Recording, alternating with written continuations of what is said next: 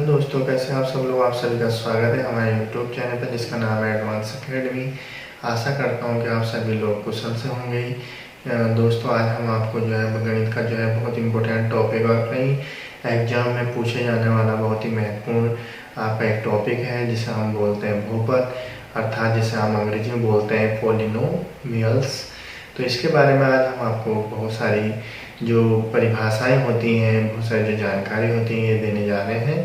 तो चलते हैं हम अपनी क्लास की ओर और आप सभी जो है हमारे चैनल से जुड़ें और वीडियो को लास्ट तक जरूर देखें, तभी आपको ये पूरा चीज़ जो पर हमारे द्वारा जो दिया गया जो ज्ञान है वो आपको समझ में आएगा। तो अपनी क्लास की ओर को चलते हैं। तो देखिए, शुरू करते हैं हम अपनी क्लास को। तो इसके जो है गणित का एक महत्वपूर्ण टॉपिक होता है जिसको हम अंग्रेजी में बोलते हैं पॉलिनोमियल्स। तो पॉलिनोमियल्स क्या होते हैं दोस्तों? देखिए, बहुत सारे हमारे जो दोस्त होते हैं उनको ये चीज़ें जानकारी नहीं होती है। तो इसके समझने के लिए सबसे पहले हम इसकी कुछ महत्वपूर्ण जो परिभाषाएं होती हैं उनकी तरफ को हम देखेंगे। तो उसमें हमारा सबसे पहला आता है हमारा बीजीय व्यंजक। देखिए, तो बीजीय व्यंजक क्या होता है और हम इसको बीजीय व्यंजक को ही बहुपद क्यों कहते हैं, ये सारी चीज़ें इस परिभाषा के माध्यम से मैं आपको बताऊंगा। देखिए, तो आपका जो है जिस तरह से जो है यहाँ पर मैं आपको देखिए, तो सबसे पहले हमारा क्या है बीजीय व्यंजक। तो बीजीय व्यंजक का मतलब होता है कि कुछ निश्चित चर तथा अचर राशियों के योग, अंतर, गुणन, भाग इत्यादि के संयोग से जो पद बनते हैं उन्हें हम बीजीय व्यंजक कहते हैं। देखिए, इस परिभाषा को आप ध्यान से समझने की कोशिश कीजिए। तो इसमें क्या कह रहा है कि इसमें आपके दो पॉइंट आए हैं, चर और अचर। ये क्या होते हैं मैं अभी आपको आगे इसमें एग्जाम्पल के माध्यम से आपसे समझाऊंगा। तो ये कह रहा है कि चर और अचर राशियों का योग जहाँ पर हो तो वो बन गया बीजीय व्यंजक। और इसी प्रकार चर और अचर राशियों का अंतर अगर आपका हो तो वो बन गया आपका बीजीय व्यंजक। इसी प्रकार चर और अचर राशियों का अगर गुणा हो रही हो आपस में तो वो भी बीजीय व्यंजक कहलाएगा। और इसी क्रम में अगर हम आगे चलें तो अगर चर और अचर राशियों का अगर भाग दिया जाए, भाग हो रहा है आपस में, ठीक है, तो वो भी बीजीय व्यंजक होगा। तो ये अब एक संयुक्त परिभाषा यहाँ पर हमारी जो है द्वारा आपको दी गई है कि कुछ जो निश्चित चर होते हैं, जो बहुत सारे हमारे जो फिक्स चर होते हैं, आप जानते हो कि चर क्या होते हैं, जैसे एक्स वाई पी क्यू, इस टाइप के हम कोई भी चीज़ें लिख सकते हैं। तो चर जो होते हैं वो निश्चित होते हैं। ज़्यादातर जो बीजीय व्यंजक होता है एक्स वाई के रूप में ही आपको देखने को मिलेगा। तो ये जो निश्चित चर होते हैं ये कुछ निश्चित चर और इनके साथ अचर कुछ भी हो सकते हैं, ठीक है। अचर में आप जानते हो जितनी भी संख्याएं होती हैं 1 2 3 4 इस तरह की जो संख्याएं आती हैं वो अचर में आती हैं। तो इन राशियों के जो हम अगर योग करें, अंतर करें, गुणन करें, भाग करें, इस टाइप की कोई भी प्रक्रिया अगर हम करते हैं तो उनके संयोग से, संयोग आप जानते हो मिलने से जो पद बनते हैं उन्हें हम बीजीय व्यंजक कहते हैं। तो इसको देखो एग्जाम्पल के माध्यम से हम समझने की कोशिश करेंगे। तो एग्जाम्पल हमारे पास क्या है, देखिए, तो एग्जाम्पल के माध्यम से जब हम इसको समझने की कोशिश करेंगे दोस्तों, तो यहाँ पर देखिए जो है एक एग्जाम्पल आपके सामने है। तो ये एग्जाम्पल क्या कह रहा है, देखिए, ये कह रहा है कि 2x की घात 2 माइनस 3x प्लस 10, अर्थात इसको ध्यान से आप देखेंगे तो जो ये परिभाषा ऊपर लिखी गई है जहाँ पर देखिए वो सारी चीज़ें यहाँ पर क्लियर हो रही हैं। देखिए कि निश्चित चर, अब आपको देखिए चर क्या होते हैं, तो चर का यहीं पे मैं आपको क्लियर कर देता हूँ। देखिए, तो चर का मतलब हो गया ये जो x है, देखिए ये चर है, यहाँ पर भी x है, अर्थात इसमें एक चर का प्रयोग किया गया है वो है x। और दूसरा जो है इसमें क्या है, अचर। देखिए अचर आप जानते हो कि इसमें अचर आपका ये 10 हो गया, ठीक है, उसके बाद अचर आपका ये 3 हो गया, ऐसे यहाँ पर अचर आपका क्या हो गया, 2 हो गया। देखिए अब ये क्या कह रहा है कि चर और अचर राशियों के योग। आप देखिए योग का मतलब क्या होता है कि आप इसको बात को ध्यान से देखिए। देखिए मैं इसको इतनी बात आप समझ गए होंगे। देखिए पहले मैं इसको आपको बताता हूँ, ध्यान से इसको समझने की कोशिश कीजिए। तो इसमें हमारे पास क्या है, देखिए, तो जो हमारा मेन पॉइंट है, देखिए 3x और 10 के बीच में यहाँ पर योग वाला संयोग बन रहा है, ये देखिए। उसके बाद इन्होंने बोला कि अंतर। अब अंतर क्या हो रहा है, देखिए जी 2x और 2x स्क्वायर और 3x के बीच में अंतर का यहाँ पे संयोग से जो बीजीय व्यंजक बन रहा है वो आपका बहुपद है, ठीक है। इसी प्रकार गुणा, गुणा में आप जानते हो कि 3 और x के आपस में गुणा है, ये देखिए, और यहाँ पर एक्स स्क्वायर की 2 से आप ये दोनों का आपस में गुणा है, ठीक है। ये भाग वाला एग्जाम्पल यहाँ पर नहीं दिया गया, भाग वाला एग्जाम्पल आप कोई भी चीज़ें इसमें लिख सकते हो, ठीक है। नहीं, भाग वाला जैसा हमें समझना है तो हम क्या लिख सकते हैं, जैसे हमने लिखा x इंटू, हम यहाँ पर कुछ भी लिख सकते हैं 1/y, ये अर्थात इस तरह से जो संयोग से बनेगा जो हमारा क्या हो गया x/y, ये हमारा भाग वाला जो है व्यंजक बन गया, ठीक है। तो इस तरह से एग्जाम्पल के माध्यम से आपको समझ में आ गया होगा दोस्तों। तो इतनी चीज़ें जो है आप क्लियर हैं, तो हम आगे बढ़ेंगे। तो देखिए, इन सारी चीज़ों को समझना है और इन सारी चीज़ों को आपने ध्यान देना है, क्योंकि ये सारी जो चीज़ें होती हैं, ये जब चीज़ें हमारे जो है सामने आती हैं तो उन चीज़ों को हमें परखना होता है कि वास्तव में क्या ये बीजीय व्यंजक है या नहीं है। देखिए, अब सेकंड एग्जाम्पल आपके सामने है। तो सेकंड एग्जाम्पल में क्या कर रहा हूँ कि 4x², यहाँ पर देखिए ध्यान से। अब जो ये गुणन वाला, जो अगर आपको वहाँ पर समझ में नहीं आया कि गुणन वाली प्रक्रिया क्या थी, तो इस एग्जाम्पल के माध्यम से आप समझ लीजिए। अगर मैं इसको इस तरह से लिखूँ, देखिए मैं इसको ऐसे लिख दूँ कि 4 गुणा, और मैं यहाँ पर लिख दूँ इसको x⁻², ये देखिए। अब यहाँ पर देखिए कि x² का जो गुणांक है, अभी आगे भी बात आएगी इसकी गुणांक की, तो x² का जो गुणांक है वो यहाँ पर क्या है 4, और इन दोनों की क्या हो रही है आपस में गुणा हो रही, तो उसके संयोग से आपका 4x² जो है एक बीजीय व्यंजक बना, ठीक है। और ये जो इस तरह की जो प्रक्रिया हुई, जो इन दोनों के बीजीय व्यंजकों के जो गुणन के जो संयोग से बना, वो आपका बहुपद बना। तो ये चीज़ें आपको क्लियर आ गई होंगी समझ में, ठीक है। अगर हम इसी क्रम में अगर हम आगे बढ़ें तो देखो अगला एग्जाम्पल आपका 3x है। देखिए ये भी सेम है, अर्थात गुणन का है, तो इसको भी हम 3 गुणा x लिख सकते हैं, ठीक है। हम इसको अगर समझने की कोशिश करेंगे तो यहाँ हो गया 3 गुणा x, ये देखिए 3 गुणा x, अर्थात हम इसको 3x के रूप में हम इस प्रक्रिया को लिख सकते हैं। तो इन एग्जाम्पलों के माध्यम से हम इन चीज़ों को ध्यान से समझ सकते हैं कि किस तरह से हमारे बीजीय व्यंजक होते हैं, इनके योग से कैसे बहुपद बनते हैं और इनके गुणन से कैसे बहुपद बनते हैं। इसी क्रम में अगर हम आगे आएंगे, देखिए अगला एग्जाम्पल को आप ध्यान से देखेंगे, जो है इस एग्जाम्पल को आप अच्छे से समझ गए होंगे। देखिए 5x⁻³ माइनस का 4x और प्लस का ये 6, देखिए इन दोनों के बीच में हमारा जो बन रहा है वो योग, और जो है इन दोनों के बीच जो बन रहा है अर्थात 5x⁻³ और -4x के बीच में अंतर, ठीक है। तो इस प्रकार जो है ये हमारी जो प्रक्रिया थी, जो परिभाषा की जो हमारी जो डेफिनेशन यहाँ पे आपको दी गई थी, उसके आधार पर आप अच्छे से इसको समझ गए होंगे, ठीक है। तो दोस्तों यहाँ पर मैं क्लियर करना चाहता हूँ कि जो हमारे जो बहुपद होते हैं बहुत ही इंपॉर्टेंट होते हैं, इन चीज़ों को हमें समझने की आवश्यकता होती है। तो आगे टॉपिक की ओर अगर हम बढ़ते हैं, अगला टॉपिक पर देखिए क्या कह रहा है। ये एक बहुत महत्वपूर्ण पॉइंट आता है कि बहुत सारे हमारे दोस्त पूछते हैं कि सर हम इनको पहचानेंगे कैसे कि भाई ये बहुपद है या नहीं है।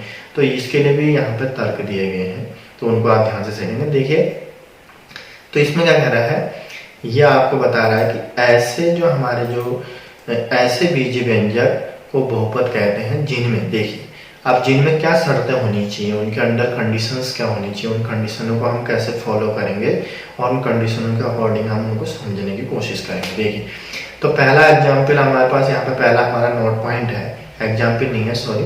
तो ये क्या है, पहला हमारे पास जो नोट पॉइंट दिया गया है तो वो दे रखा है कि एक चर राशि का घातांक एक धनात्मक पूर्णांक होना चाहिए। देखिए अब यहाँ पे दोस्तों क्या है, एक इम्पोर्टेंट चीज निकल कर आ रही है। देखिए जब भी मैं इसको अंडरलाइन करूंगा, लेकिन ये जब एग्जाम्पल के माध्यम से मैं आपको आगे समझाऊंगा इस चीज को। देखिए यहाँ पे क्या है, एक तो घातांक शब्द आ गया, आप जानते हो। चर राशि आप क्लियर, आप अच्छे से समझ गए कि चर राशि क्या होती है, जिसमें जो x और y मिला करके जो बनाई जाती है वो चर राशि होगी, ठीक है। घातांक एक अलग पॉइंट आया, मैंने डबल लाइन किया है। और धनात्मक आप अच्छी तरह से जानते हो कि धनात्मक किसे बोलते हैं, तो धनात्मक पूर्णांक होना चाहिए, ये बात यहाँ पर क्लियर की गई है। अभी मैं इसको एग्जाम्पल के माध्यम से आपको समझाऊंगा। तो सबसे पहला जो पॉइंट है वो कह रहा है कि चर राशि का घातांक एक धनात्मक पूर्णांक होना चाहिए, पहली शर्त है। ध्यान से इसको समझने की आप कोशिश कीजिए। दूसरा पॉइंट क्या कह रहा है, पदों की जो आपकी जो पदों की जो संख्या होनी चाहिए वो निश्चित होनी चाहिए। देखिए यहाँ पे ये बात जो है बहुत इंपॉर्टेंट करती है इस टॉपिक को, कि ये टॉपिक क्यों इम्पोर्टेंट है ये भी मैं आपको एग्जाम्पल के माध्यम से भी समझाऊंगा क्लियर आपके सामने। तीसरा पॉइंट कह रहा है कि प्रत्येक पद में चर राशि का जो गुणांक है एक वास्तविक संख्या होनी चाहिए। देखिए अब इन दोनों पर आप कहोगे कि सर ऊपर भी तो संख्या के बारे में बात की गई थी और नीचे भी संख्या के बारे में बात की गई, दोनों में फर्क है। यहाँ पदों की संख्या के बारे में बोला गया था, ध्यान से देखना, मैं अंडरलाइन कर रहा हूँ पदों की, पद यहाँ पर पद आया है। पद आप क्या होते हैं देखिए, पद भी आपको समझाता हूँ। और यहाँ पर कहा गया है कि चर राशि जो होगी उसका जो गुणांक होगा, देखिए यहाँ पे एक अलग पॉइंट आ गया कि गुणांक जो होगा वो एक वास्तविक संख्या होनी चाहिए, अर्थात एक रियल नंबर होना चाहिए। और आप रियल नंबर, मैं आपको इससे पिछले की जो जितने भी मैंने वीडियो बनाया उसमें मैं रियल नंबर के बारे में पूरा आपको विस्तार से समझाया है। अगर जिन दोस्तों ने हमारी उस वीडियो को नहीं देखा, इस वीडियो को आप देखें और रियल नंबर्स क्या होते हैं उनको आप अच्छे से समझ जाएंगे। तो आगे चलते हैं इस पॉइंट को। देखिए अब यहाँ पर मैंने एक एग्जाम्पल लिखा है कि 3 के 3 जो है, देखिए हम पहचानेंगे कैसे कि बीजीय जो है ये बहुपद है, व्यंजक है, इसको हम पहचानेंगे कैसे। तो उसके लिए देखिए 3 पॉइंट मैंने आपको बताया था कि चर राशि का जो घातांक है एक धनात्मक पूर्णांक है। देखिए अब यहाँ पर घातांक का मतलब क्या होता है दोस्तों, जहाँ देखिए मैं ये लिख रहा हूँ, यहाँ पर गोल कर रहा हूँ, तो घातांक का मतलब होता है घात, किसी की संख्या के ऊपर जो लिखी गई जो यानी कि कोई भी जो चर राशि है, ठीक है, उसके ऊपर जो भी हम संख्या लिखते हैं उसे घातांक कहते हैं। अब घातांक का मतलब यहाँ क्या है, देखिए जैसे यहाँ पर देखिए x के, देखो ये x में यहाँ ऊपर जो लिखी गई घात ये 3 लिखी गई है, देखो ये अंडरलाइन, मैं यहाँ पे इसको गोल कर रहा हूँ, ये घातांक हो गया, ठीक है। उसके बाद देखो आपको उसका अगला आपको दिख रहा होगा x स्क्वायर, देखिए x स्क्वायर के आगे देखिए x स्क्वायर की जो घात लिखी है वो भी आपके यहाँ पर 2 है, ठीक। तो यानी कि आशा करता हूँ कि ये बात आपको अच्छे समझ में आ गई। किसी भी चर राशि, देखो मैंने आपको पहले ही बोला था कि चर जो होते हैं वो x या y के रूप में लिखे जाते हैं। तो यहाँ पर देखिए अब आपसे मैं पूछूंगा कि बताओ भाई चर कौन कौन से, तो एक तो एक है x ही है पूरे उसमें, देखो यहाँ भी x है, यहाँ भी x है। देखिए अब अचर क्या हो गया यहाँ पे 3 और यहाँ पे अचर क्या हो गया 2। देखिए देखो दोस्तों कि इन एग्जाम्पलों के माध्यम से इसको समझाने पर जो हमारी वीडियो जरूरी है कि लंबी हो सकती है, लेकिन ये क्या है कि बहुत आवश्यक है, क्योंकि आपको माइंड में इस चीज़ें कंसेप्ट क्लियर होनी चाहिए, तभी जो है हमारा भी जो प्रयास है वो सार्थक होगा। तो देखिए अब दूसरा जो इसमें पॉइंट क्या है, घातांक आप सब समझ गए होंगे। देखिए मैं यहाँ पे अगर मैं लिखूँ कि भाई घातांक हमारे पास क्या है, देखिए हमारे पास क्या है, जो घातांक है हमारे पास, देखिए हमारे पास जो यहाँ पे क्लियर हो गया कि घातांक क्या है। देखिए तो घातांक में क्या है दोस्तों, यहाँ पे हमारे पास सबसे जो बड़ी घात है वो 3 है, उससे जो छोटी घात है वो 2 है। देखिए कहाँ पे दोनों में अंडरलाइन किया गया है, देखिए मैंने उनको गोला भी किया है, आप इसको ध्यान से समझें, बाकी चीज़ मैं मिटा देता हूँ। देखिए ध्यान से इसको समझें, ये देखिए यानी कि 3 और 2, ये देखिए 3 और 2 आपके घातांक हो गए। अब जो बात कह रहा है, देखिए ये क्या कह रहा है कि घातांक तो हो गए भी, हमें पता चल गया कि चर राशि घातांक एक धनात्मक पूर्णांक होना चाहिए। देखिए अब इनको ध्यान से देखते हैं, धनात्मक का मतलब होता है प्लस। तो देखिए अब आप कहोगे सर कि 3 तो ऑलरेडी प्लस है, देखिए क्योंकि इसके आगे ना माइनस लिखा हुआ है ना वो लिखा हुआ है, यहाँ भी प्लस है। देखिए ये देखिए अर्थात 3 भी प्लस का है, 2 भी आपका प्लस का है। तो यानी कि क्या हो गया, जो पहली परिभाषा थी वो बिल्कुल सही परिभाषा दी गई। अर्थात अगर कहीं पर भी हमें माइनस के घातांक दी हो, जैसे x की घात -3 लिख दिया, तो वो आपका बहुपद नहीं है। समझ में आया दोस्तों, क्योंकि ये बहुत इंपॉर्टेंट यहाँ पर पॉइंट है। दूसरा देखिए ये पॉइंट हमारा जो है आप लोगों को समझ में आ गया होगा। देखिए दूसरे पॉइंट की ओर को अगर हम बढ़ते हैं, दूसरा पॉइंट क्या कह रहा है दोस्तों, ध्यान से देखेंगे इस पॉइंट को। पहला पॉइंट जब क्लियर हो गया, अब यहाँ क्या कह रहा है, पदों की संख्या निश्चित होनी चाहिए। देखिए अब दोस्तों यहाँ पे क्या है, पदों की जो संख्या के बारे में बात की गई है कि पदों की संख्या भैया निश्चित कैसे होनी चाहिए। देखिए अगर हम इसमें बात करें तो ये पहला पद, यहाँ पर बात करें ये दूसरा पद, यहाँ पर बात करें हम ये तीसरा पद। देखिए दोस्तों 3 पद और चौथा जो है आपका वो अचर है, ठीक है, वो आप क्लियर से समझ गए होंगे। तो यानी कि पदों की संख्या ऑलरेडी आपका निश्चित होगी। देखिए यहाँ पर जो पदों की संख्या है क्या होगी, यहाँ पर 4 पद होंगे, और अगर चरों के हिसाब से देखोगे तो 3 है। तो समझ में आ गई होगी बात। उसके बाद देखिए ये पॉइंट भी हमारा क्लियर हो गया। किसी अगर बच्चे को, अगर किसी भी हमारे दोस्त को या किसी भी जो है हमारे विद्यार्थी को अगर प्रॉब्लम हो ये पॉइंट को समझने में, तो ये जो है आप कमेंट बॉक्स में कमेंट कर सकते हैं, तो मैंने इसको क्लियर आपको समझा दिया। अगला पॉइंट की ओर हम बात करेंगे, तो अगला पॉइंट क्या है, 4x² - 5। देखिए अब इसमें जो कह रहा है, देखिए ये चीज ध्यान देना है कि प्रत्येक पद में चर राशि का जो गुणांक होगा एक वास्तविक संख्या होगी। देखिए इस पॉइंट को जरा ध्यान से देखना। चर राशि, सबसे पहले हमें चर राशि देखनी है और प्रत्येक पद भी देखना है। देखिए 1 पद, 2 पद, इसमें हमारा पहला पद, ये दूसरा पद, ये तीसरा पद, ये चौथा पद। देखिए अब प्रत्येक पद में देखना क्या है, चर राशि। तो ये हमें 3 को नहीं देखना है, यहाँ हमें 5 को नहीं देखना है, -5 को, यानी +5, कोई भी हो, चिन्ह से कोई मतलब नहीं। तो इन दोनों को हमें नहीं देखना है। हमें क्या देखना है भैया, हमें देखना है, देखिए इसको ध्यान से, यहाँ से इसको इरेज कर देता हूँ पहले ध्यान से। अब आप इसको ध्यान से समझिए। ये देखिए तो हमारे पास क्या है, यहाँ पहला पॉइंट है कि चर राशि देखनी है। पहला चर राशि, दूसरी चर राशि, तीसरी चर राशि। नीचे भी आपका यहाँ पर आपका क्या हो गया, 4x², और 5 वाला हमारा जो है ये नहीं होगा। ठीक है, आप देखो इस पॉइंट को ध्यान से देखेंगे तो क्या करा, चर राशि हमने देख ली, प्रत्येक पद भी देख लिया, पहला पद, दूसरा पद, तीसरा पद, इसमें पहला पद। चर राशि का गुणांक एक वास्तविक संख्या होनी चाहिए। तो गुणांक देखते हैं अभी, x की, यहाँ x³ का गुणांक क्या है दोस्तों, यहाँ पर देखो x³ का गुणांक कुछ नहीं है, तो इसका मतलब 1 हो गया। तो यहाँ पर देखो x 1 हो गया, तो 1 क्या है, वास्तविक संख्या है। x² का गुणांक भी यहाँ पर +1 है, ये भी वास्तविक संख्या मैंने पहले लिखा है। और यहाँ पर देखेंगे x का जो गुणांक है, देखिए दोस्तों x का जो गुणांक है यहाँ पे क्या है, 2 है। देखिए और चीज हमें नहीं देखनी, नीचे वाले में आ जाएगी। नीचे वाले में हम जब यहाँ लिखेंगे तो ये x² का गुणांक क्या है दोस्तों, 4। ये देखिए अब इन संख्याओं को आप ध्यान से देखेंगे। पहले वाले जो एग्जाम्पल है उसमें हमारा क्या निकल के आया दोस्तों, 1 और 2। दूसरे वाले एग्जाम्पल में हमारा क्या निकल के आया, 4। तो ये जो होंगे वो हमारे क्या होंगे, चर राशि का गुणांक। हमने केवल फोकस करना है कि चर राशि का जो हमारा गुणांक है उस पर हमें फोकस करना है कि चर राशि होनी चाहिए और उसका गुणांक देखना है, और ये देखना है कि वो वास्तव यानी कि रियल नंबर है या नहीं। तो आप जानते हो कि 1, 2 और 4 जो है रियल नंबर। देखिए अगर एग्जाम्पल के माध्यम से भी हम इसको समझ सकते हैं। देखिए जितने भी यहाँ पर 2x² है, देखिए दोस्तों, देखिए 2x² में भी क्या है दोस्तों, यहाँ पे x² का गुणांक है 2, तो 2 ऑलरेडी पहले भी आ चुका है। देखिए इसमें भी क्या है आपका, इसमें 1 पद है और दूसरा चर राशि है, बिल्कुल सही है, और इसमें इसका जो गुणांक है 2 है, वो क्या है, वास्तविक संख्या है। तो मैं आशा करता हूँ दोस्तों ये 3 के 3 पॉइंट आपके समझ में आ गए होंगे। ठीक है, चलते हैं हम आगे की तरफ। तो आगे हमारा क्या कह रहा है दोस्तों, तो कह रहा है कि प्रत्येक जो हमारा बीजीय व्यंजक होता है या प्रत्येक बहुपद, हम इसको बोल सकते हैं।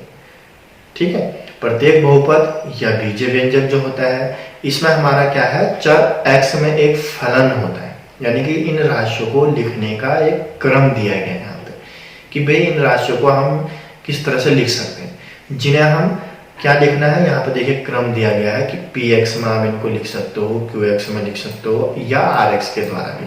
जो rx से बहुत कम देखा जाता है, लेकिन rx में भी इनको लिखा जा सकता है। ठीक है, तो कैसे लिखा जाता है, देखो एग्जाम्पल के तौर पर हम इनको समझ सकते हैं। देखिए इस तरह से, जब आपको समझ में आ रहा होगा कि इस तरह के आपके जब सामने क्वेश्चन बहुत सारे आए होंगे कि px बराबर x³ plus x² plus x है। यहाँ पर देखिए दोस्तों, तो यहाँ पर हमारा ध्यान देना है कि ये आपका जो px लिखा गया है, अर्थात ये क्या है, एक बहुपद है, या इसको हम बीजीय व्यंजक बोल सकते हैं, और ये चर x में। देखिए यहाँ पर ध्यान देना है कि चर, देखिए चर x है, तो हमने आपको पहले बोला कि जो चर होते हैं x या y में लिखे जाते हैं। ठीक है, चर x में यहाँ पर x की बात की गई तो सब जगह x होगा। देखिए p यहाँ पे x आ गया, यहाँ पे भी x है, यहाँ भी x है, यहाँ भी x है। देखो दोस्तों, ठीक है, अगर ये कहता है चर y, तो यहाँ y होता, जहाँ पे ये है, यहाँ पे भी y की घात 3 होता, यहाँ y² होता, यहाँ y होता। अगर ये y के रूप में कहता। लेकिन इसने क्या कहा है कि चर x में एक फलन होता है। अब फलन किसे बोलते हैं, ये इस तरह से जो लिखा गया प्रारूप होता है दोस्तों। देखिए, जब भी हम किसी भी संख्या को px बराबर x की घात 3 plus x square plus x इस रूप में, या px की घात p ब्रैकेट में x यानी कि बराबर यहाँ x भी लिख सकते हैं, जरूरी नहीं हम 3 पदों वाला जो है बहुपद लिखें, ठीक है, एक वाला भी हो सकता है। तो इस रूप में जब हम लिखते हैं तो वो फलन रूप कहलाता है। और इनको लिखने का तरीका क्या हो गया, px। अब देखो इसी के अगर qx के रूप में हम दोस्तों यहाँ पे देखें तो qx के रूप में भी हमारा क्या है, यहाँ पे देखो q और यहाँ पे x है, और x आप जानते हो चर है, और यहाँ पे लिखा गया 3x square minus 5x minus का 2। देखिए अब दोस्तों आप कहोगे सर यहाँ पे तो 2 आ गया, तो उससे कोई फर्क नहीं पड़ता दोस्तों, क्योंकि यहाँ पे क्या है, पूरा जो आपका फलन लिखा गया है वो इसी x के रूप में लिखा गया है। अगर यहाँ y आता तब ये गलत हो सकता था। उसके बाद अगर हम rx के रूप में देखें दोस्तों, देखिए rx के रूप में भी आपका क्या है, देखिए 3x स्क्वायर प्लस 2। ये देखिए, अर्थात कहने का मतलब है कि प्रत्येक बहुपद या बीजीय व्यंजक को हम जो है चर x में एक फलन होता है, यानी कि फलन के रूप में हम लिख सकते हैं, और जिसे हम px या qx और rx द्वारा निरूपित करते हैं। और जहां भी ऐसा लिखा होगा, देखिए तीनों प्रारूप देखिए px qx और rx को इस तरह से, जहां पर भी इस तरह से लिखा होगा तो इसे हम फलन यानी कि क्या बोलेंगे, प्रत्येक बहुपद का बीजीय जो व्यंजक होता है वो चर राशि में एक फलन है, ठीक है, यानी कि चर राशि के रूप में लिखा गया है, फलन के रूप में लिखा गया है, ठीक है दोस्तों। तो इतनी सी बात आपको समझ में आ गई होगी। तो इसके आगे हम इस जो है हमारा जो पॉइंट है वो क्या कह रहा है देखेंगे, हम आगे की तरफ चलते हैं। तो आगे क्या कह रहा है, देखिए आगे क्या है, अगला जो हमारा जो महत्वपूर्ण टॉपिक आता है कि इतनी बात जब हम समझ गए तो महत्वपूर्ण टॉपिक आता है बहुपदों के प्रकार। अब हम जानते हैं कि भाई इनके प्रकार क्या होते हैं। देखिए तो दोस्तों देखो, पहली परिभाषा जब आपके सामने है तो ये कह रहा है कि एक पदी। देखिए एक पदी, तो मैंने आपको पदी पहले ही समझा दिया अभी, जिसमें एक पद हो, यानी कि ऐसा बहुपद जिसमें केवल एक पद हो वो एक पदी। अर्थात इसको हम क्या बोलते हैं, हम इस एक पदी का जो हमारा जो है एक पदी को बोलते हैं हम मोनोमियल, ठीक है। तो यानी कि एक पदी यानी कि ऐसा बहुपद जिसमें केवल एक पद हो। देखिए दोस्तों ये एक पद होना चाहिए, यहाँ पर देखिए ध्यान से देखेंगे, एक पद हो और उसको हम क्या बोलते हैं, एक पदी या मोनोमियल। देखिए दोस्तों कैसे हम इसको समझेंगे, देखिए यहाँ पे एग्जाम्पल आपके सामने है। देखिए पहले उसको देखेंगे आप, यहाँ पे क्या है दोस्तों, एक्स स्क्वायर है, यानी कि एक पदी है, बिल्कुल क्लियर है। यहाँ पे क्या है दोस्तों, ए एक्स स्क्वायर, ये भी एक पदी है, ठीक है दोस्तों।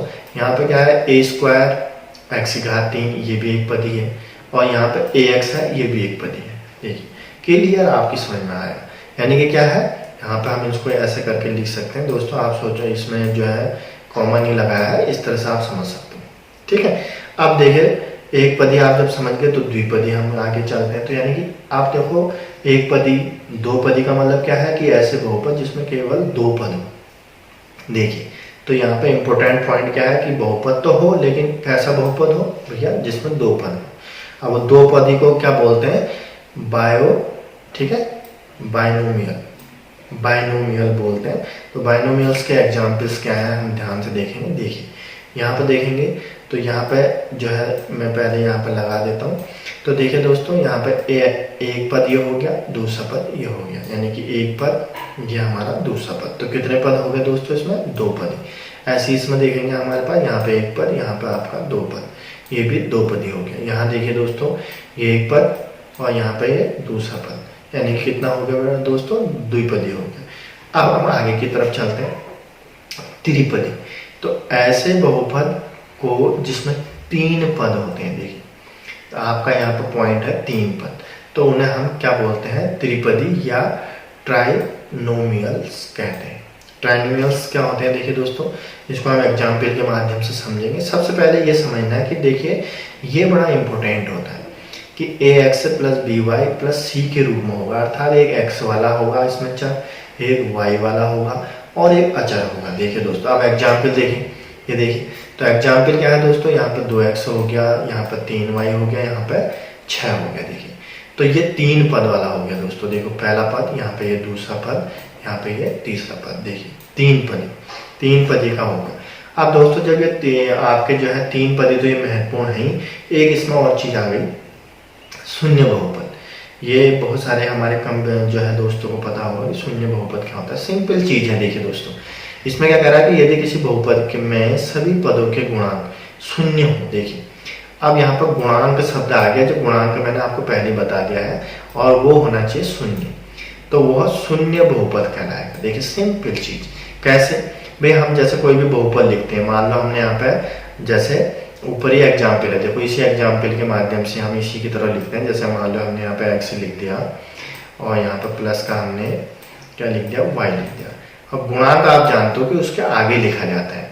अगर हम यहाँ पर जीरो लिख दें, देखिए ये, और इसके आगे भी यहाँ जीरो लिख दें, ये देखो जी, तो इसका जो आंसर आएगा दोस्तों, आप अच्छी तरह से जानते हो कि जीरो की जब एक्स से गुणा होगी तो जीरो, और बीच में प्लस है। यहाँ पर जीरो की वाई से जब गुणा होगी दोस्तों कितना आएगा, जीरो, और जीरो को जीरो के साथ जोड़ते हैं तो दोस्तों क्या आएगा, जीरो। देखिए यहाँ देखिए, आशा करता हूँ कि एक ही एग्जाम्पल के माध्यम से आप समझ गए होंगे। तो क्या कहने का मतलब है कि किसी बहुपद में यदि सभी पदों के गुणांक शून्य हो, जितने ही पद है, मान लो आप कहोगे कि सर इसमें पद कितने थे, देखिए इसमें दो पद थे, एक पद और दो पद, ये दो पदों का था, इसके गुणांक यहाँ पर शून्य हो गया, इसका भी देखो शून्य था, इसका भी शून्य था, और जब आप जानते हो गुणा करके आपने देखा तो इसका आंसर आ गया शून्य। तो अर्थात ये कैसा बहुपद कहलाएगा, शून्य बहुपद कहलाएगा। ठीक है, तो हम आगे चलते हैं।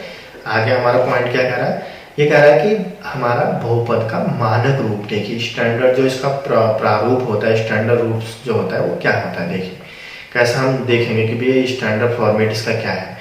तो कह रहा है कि जब किसी बहुपद को x की घातों के अवरोही और आरोही क्रम में लिखा जाता है तो वह बहुपद मानक रूप कहलाता है। देखिए दोस्तों यहाँ ध्यान से देखना है, जब किसी बहुपद को चर x, देखिए पहले यहाँ इंपॉर्टेंट पॉइंट है, दूसरा चर x की घात, देखो घात, और घात में भी कैसा, अवरोही क्रम, ठीक है, डिसेंडिंग और असेंडिंग अर्थात आरोही क्रम। देखिए अवरोही अथवा आरोही क्रम में हम जब उसको लिखते हैं तो वह बहुपद का क्या कहलाता है, मानक रूप होता है। देखिए दोस्तों, और मैं आशा करता हूँ हमारे सभी दोस्तों को पता होगा कि किसी भी संख्या को जब हम छोटे क्रम से बड़े क्रम की ओर लिखते हैं तो वो आरोही क्रम कहलाता है, असेंडिंग ऑर्डर। और जब उसी को हम अगर उल्टा लिखें दोस्तों, बड़े क्रम से छोटे क्रम को लिखें तो अवरोही क्रम। देखिए अब इसी को एग्जाम्पल के द्वारा समझते हैं कैसे। देखिए दोस्तों, यहाँ पे एक बहुपद दिया गया है आपको।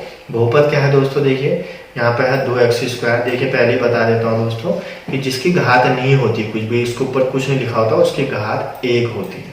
हमेशा आप याद रखना, ये गणित का सिद्धांत है।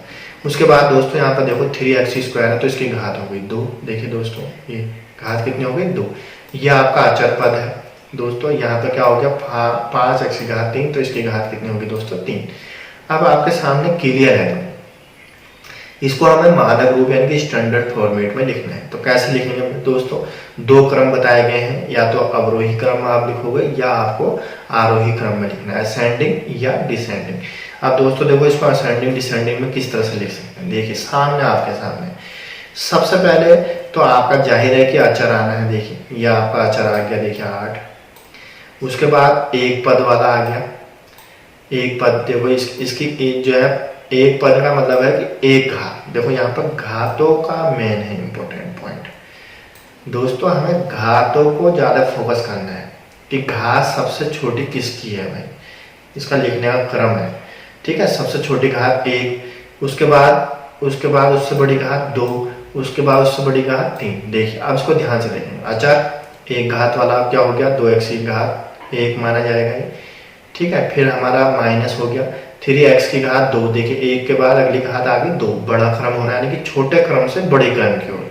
और जब हम ऐसा लिखते हैं, ठीक है, और आगे क्या है, प्लस का 5x की घात 3। देखिए यहाँ पर घातों को ध्यान से देखेंगे आप, यहाँ पे क्या है, अचर, फिर 1 घात 2 घात 3 घात। जब इस तरह से क्रम में लिखा जाता है दोस्तों, इस क्रम को क्या बोलते हैं हम, आरोही क्रम, असेंडिंग ऑर्डर। ठीक है, तो असेंडिंग ऑर्डर में जब हम चीजों को लिख देते हैं तो इस तरह से जो इसको लिखा जाता है ये मानक रूप है। और अगर इसका उल्टा कर दें, उल्टा करने का मतलब क्या होता है, उस जो आपने लास्ट लिखा था उसको पहले लिख देना। दोस्तों ऊपर वाले एग्जाम्पल को आप ध्यान से समझ लीजिए। यहाँ पर 5x² सबसे लास्ट था, यहाँ पर पहले लिख देना है। और यहाँ 8 सबसे आगे था, यहाँ सबसे पीछे। अब देखो घात 3 वाला, देखो दोस्तों, फिर 2 घात वाला, फिर यहाँ पर 1 घात वाला लास्ट में आ जाए। तो अब हम इस पदों को जब हम लिखते हैं बड़े क्रम से छोटे क्रम की ओर, अर्थात डिसेंडिंग ऑर्डर, यानी कि अवरोही क्रम। तो दोस्तों देखो, बहुपदों को लिखने का केवल 2 ही रूप है। किसी भी बहुपद को चर x के घातों के अवरोही या आरोही क्रम में जब लिखा जाता है, तो ऐसे जो बहुपद को हम लिखते हैं, तो इस रूप में लिखने को बोलते हैं मानव रूप में बहुपद को लिखना।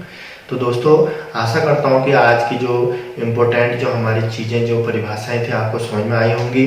और कल जो है हम इससे आगे आपको जो इसका जो सेकंड पार्ट है वो अगले वीडियो में बताएंगे। तो दोस्तों आशा करता हूँ कि ये चीज़ें आपको समझ में आएंगी। अगर आपको समझ में आई हैं तो आप ज़रूर इसमें लाइक कीजिए, शेयर कीजिए और अच्छे कमेंट कीजिए।